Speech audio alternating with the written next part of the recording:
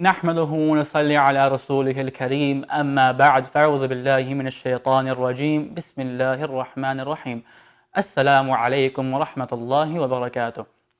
Now, we have the month of Ramadan upon us, and during this month Allah has commanded us to fast for the entire month. This is mentioned in Surah Al-Baqarah.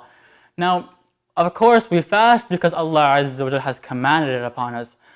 But why? What are the benefits that we receive from fasting? Because behind every single ibadah, every command that Allah has given, there is hikmah behind it. And we don't do anything we do it for Allah, but Allah doesn't need it. Allah doesn't need our salah, He doesn't need our sawm, so why are we doing it?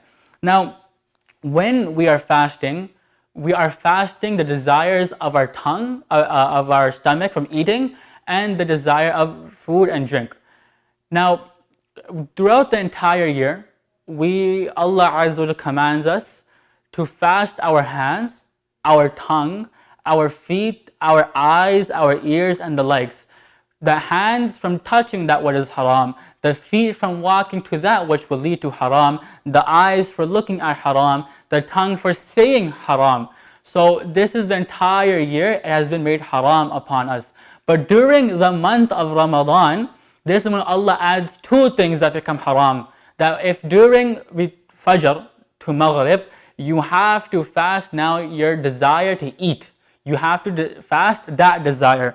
Now, we see from classical scholars, like Ibn al-Qayyim and the likes, where they state for one to achieve tazkiyah, for one to have a pure soul and have control over his nafs, he must take control of his nafs. How does one do that? By not giving in to his desires.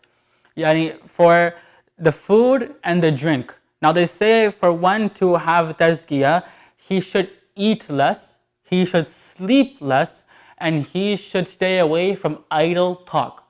Now during Ramadan, we're either up late till Tarawih, and then we're doing Qiyam al-Layl, we're doing Suhoor, we're doing the likes of, we don't have that much time to sleep. So right there is how we conquer the desire of sleep. Sleep, of course, is halal, you can sleep, but to do it in an excessive amount, that is you giving in to your desires. So take hold of your desires, because indeed it is easier for one to sleep less, for one to take control of the desire when it comes to eating and drinking and sleeping, than it is for one to take control of the desire to do zina, or to kill someone, or to harm someone, which the sin for those is way greater anyways. So now that's how we have conquered the desire of sleep. Now how does one conquer the desire to eat? During Ramadan, you cannot eat from Fajr to Maghrib. So Allah has already given that to us. Then we have the last one, idle talk.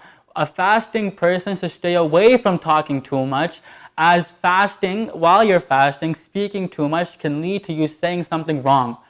But Rasulullah sallallahu alaihi wasallam, he advises us that whenever someone comes to you and they're speaking to you rudely or aggressively and you're fasting, say, I am fasting. And that is enough of a reason for them to stop and for you to stay away from it.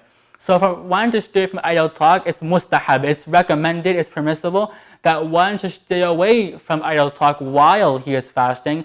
And thus we have the three things have been completed through the month of Ramadan. This is Allah's ni'mah upon us. Indeed, fasting in the month of Ramadan has many hikmah behind it. But just this one that we can see, that this month gives us a chance to take control of those lesser desires, and shaitan is locked up too, so that for the rest of the year, from Shawwal until Sha'ban, that we have control upon our nafs, and that those other desires that we used to have don't seem as hard to conquer as they once did before. I ask Allah Azza wa Jalla to allow us to benefit from the month of Ramadan to the highest extent possible, to allow us to do as much ibadah as possible, to make us of those who are reading Tarawih every single night. وآخر دعوانا عن الحمد لله رب العالمين.